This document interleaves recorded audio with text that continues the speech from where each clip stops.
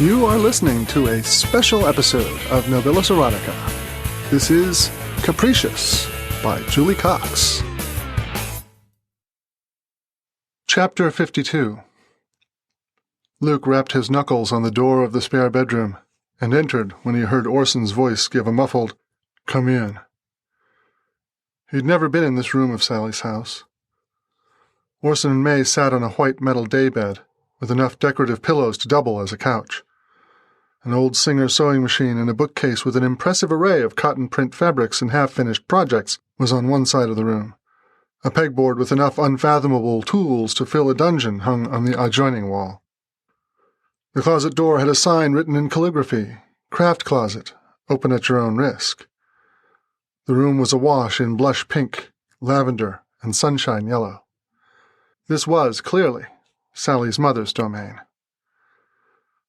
Luke's mental vision of May was of a woman of fine taste and an invincible poker face. He'd seen her budget once, when he and Orson had been roommates after college, and it included things like dry cleaning, gym, salon, and Nordstrom. He hadn't seen feed store or beer anywhere on there, and wondered why therapist wasn't present. Then again, that might have been on Orson's budget. The May before him now reflected none of that. None of Sally's clothes fit her, given that Sally was both more rounded and 6 inches shorter than May. They'd had to go with an ancient pink nightgown with a faded gray tabby kitten, and 2 short sweatpants with the drawstrings cinched tight. She sat with her legs pulled up to her chest, the sweatpants halfway up her unshaven shins. Her nail and toenail polish was chipped and grown out, her hair pulled back into a frizzy ponytail. She wore no makeup and no defense. Her pain and fury were written there for the world to see. Orson wasn't a whole lot better. May leaned against him, his arm around her shoulders. All his centuries seemed to show in the lines of worry on his face. Most telling was that they didn't shoo Luke off. They let him come in, stand before them, study them. He extended his right hand to May, and she took it in her left, just holding on to him, onto anything solid and warm. Finally, she said, "I'm sorry." "Of course you are, but it was hardly you who done it all." "No, I mean, well, yes, I'm sorry this whole thing happened. Thing is, they couldn't have used me if I hadn't been so damn public about not getting along." "That's one way to put it." "I made us all vulnerable." "No use fretting on it now. You know you were already forgiven, right?" May sniffed and wiped her eyes with her wrist. "God damn it. Why have you got to be so easy about it? Why can't you have had the decency to treat me the way I would have treated you?" "How can I resist when you're so charming?" Luke said, his voice dry, bordering on snarky. He sat down on the edge of the bed. "Listen, I have something to offer. You and I, we're all about control. I give it up happily. I encourage others to give it up. You take control, wrest it away from others. There's a part of me that is vengeful, that wants to ask how it felt to have your control taken away." She looked away, her brow furrowed, frowning. She wasn't crying yet. She would soon, but not yet. He soldiered on. "But I won't, because I know very well that it sucks ass, and I wouldn't wish it on anyone. Especially not someone who once shared love with my closest, oldest friend." He cast a glance at Orson, who nodded in appreciation. To May, he continued, "If you let me, I can give you a little of your control back to you. You remember that night Randy went through the harrowing?" She nodded. "He didn't know it was a blood moon, and came back staggering and babbling about deer skeletons and black foxes." She chewed her lip, thinking. "You did something out on the porch with him, and he came in and slept for 2 days. And then he turned into this philosophic git and wanted to talk about everything in maddening depth for the next semester." Luke nodded. Yeah, I guess he did. It's a kind of earth magic similar to grounding. It won't fix any of the problems, but it'll give you a good, solid touchstone to come back to. A big chunk of Saturn magic to push around. May was silent for a minute, wrestling with something internally. Finally, Luke said, "Do you want me to give you this?" May nodded.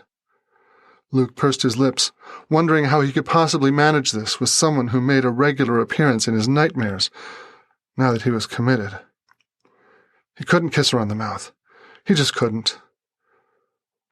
Finally, he said, "Sally, help me." He drew Sally's arm over his shoulders. She put her other arm over May's. Luke leaned in and kissed May on the forehead, her hands in his. He pressed his cheek to hers and drew up as much magic as he could. It was awkward and forced, and the magic clung to him like bits of styrofoam, not wanting to go to her. But slowly, little pieces of magic, like faint gasps of wind, left him and sank into her. He felt her body quiver and knew that if he opened his eyes to look at her, he would see tears sliding down her cheeks. When she sat up and the tears stopped, and she let go of his hands, Luke stood and almost fell over. "Whoa," May said, her eyes filled with concern. There was a foreign expression on her features. "Are you okay? It didn't feel like I took that much." "You didn't," Luke said. "It was just really hard to give it to you." He pointed at Orson. "You're next." Orson held up his hands. "I'm all right." Luke got his balance back and put his hands on Orson's shoulders. "Bullshit! You put up a good show, but you need to be centered and grounded, and given a port in a storm as much as anyone here." He touched his forehead to Orson's, feeling the base of his horns touch Orson's shaved hairline. It was easier to do with Orson than with May. He drew up all his emotions for Orson, their many years together, his absolute trust and confidence in the man. He thought of when he'd been afraid for Orson, in battle and in life. He thought of when Orson had been there for him, sometimes when no one else was. He thought of Orson's walrus mustache, his old but tidy trailer, everything he associated with Orson. His magic liked Orson, even if there was no sexuality between them. The Fae was his rock. He gave back to Orson all he had been given. Luke was beginning to feel weak when he straightened this time. He was surprised to see Orson reach for a tissue and wipe his nose. No tears, not him, but he had gotten close. "Thank you," Orson said softly. "Go take care of someone else. We're all right now." He put his arms around May, and she leaned against him, just as they had been when Luke came in, but with a great look of relief mirrored between them. Luke nodded good night to them and guided Sally out the door ahead of him. He'd done all he could. The rest was up to them. Sally hugged him once they were out in the hallway. "My big-hearted Billy," she said, burying her face in his chest. "If I'm a Billy, does that make you a hen?" "Fuck no." She looked up at him. "Do you have enough left to do anything for Charlie?" "I hope so, if you'll help me." He let her lead the way toward her bedroom. You have been listening to Capricious by Julie Cox, narrated by Nobilis Reed. This file is released under a Creative Commons Attribution No Derivatives license. Thank you for listening.